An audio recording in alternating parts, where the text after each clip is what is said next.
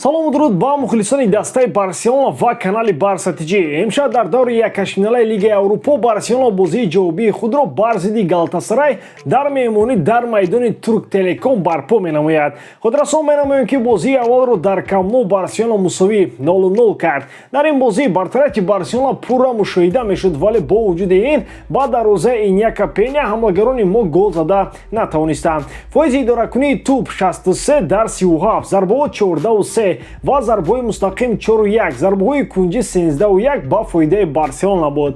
Дар бештар аз 90 дақиқа Галатасарай ҳамагӣ 3 зарба задаасту халос. Ба фикри ман сабаби мусовӣ кардан бо Галатасарай хунукназарона ва нописандӣ кардан нисбати рақибон буд ки онҳоро ҳамчун рақиб ба назар нагирифтанд. Хави низ аз тамринҳои пеш аз бозӣ даст кашид ва гуфт ки ин барои футболбозон зарар мерасонад ва маҳз дар ҳамин бозӣ онҳо қариб буд ки шикаст мехӯрданд. Имрӯз мо дар бораи вазъи дастаҳо пурра бароятон маълумот медиҳем. Дӯстон, чӣ хеле ки медонед баъди бозиҳои Лигаи Чемпионҳо моро Лигаи Аврупо интизор аст ва имшаб маълум мешавад ки кадом дастаҳо ба даври якчорниҳоӣ роҳ меёбанд. Тамошои бозиҳоро бо 1x метавонед ҷолибтар кунед. Регистратсияи осон, пур кардани маблағ аз тамоми гӯшаву канори дунё, вале аз ҳам муҳим бонус то $100 дар аввалин пардохт бо промокоди БАРСАТЖ. Ссилкаи бозӣ дар комментария. Ба ҳама муваффақият.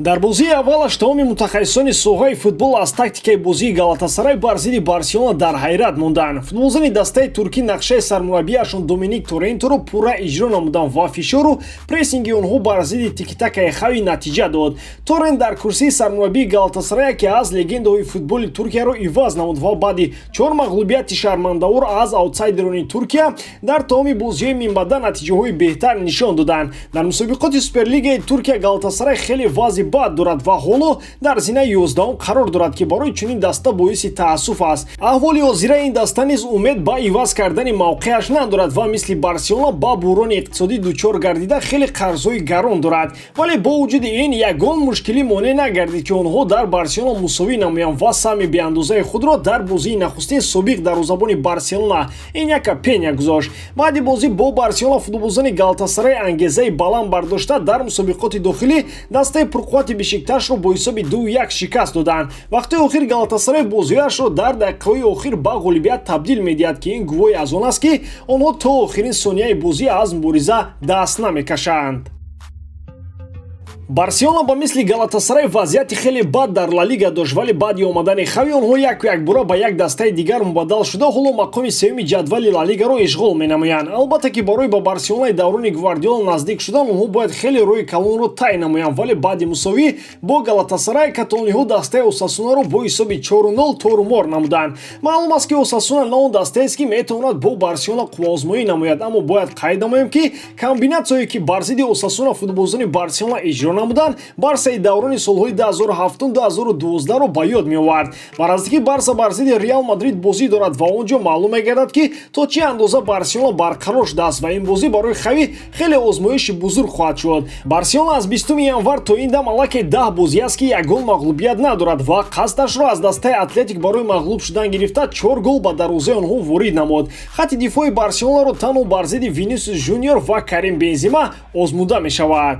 Галатасарай дар Лигаи Аврупо бе ягон мағлубият аз гурӯҳаш бо ишғоли ҷойи аввал баромад ва дар 6 бозӣ 3 ғолибияту 3 мусовӣ дошт. То ҳол ягон бор дастаи туркӣ дар ин мусобиқот мағлуб нашудааст. Дар 3 бозии охираш 1 бохту 2 ғалаба дорад ва ҳамлагаронаш наздики 40 гол дар мавсими имсола ба дарвозаи ҳарифон ворид намуданд. Вале фақат Барселона натавонист ки дарвозаи онҳоро рах насӯзад. Дигар тамоми дастаҳо бар зидди онҳо гол заданд.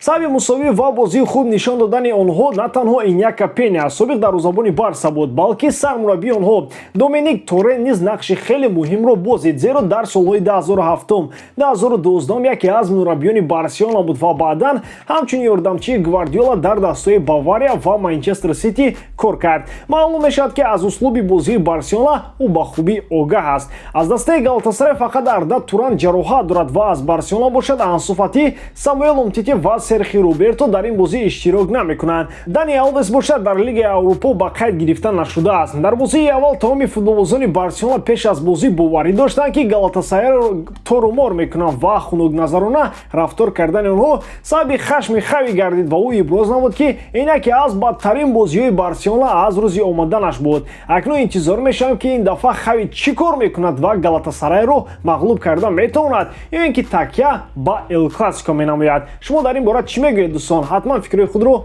дар комментария нависед. дар ҳама ҳолат Барселонаро дӯст доред ва канали Барсатиҷиро дастгирӣ кунед. Дастгирии шумо пешравии мо. Бо шумо мисли ҳар вақта Муҳаммад Гайров.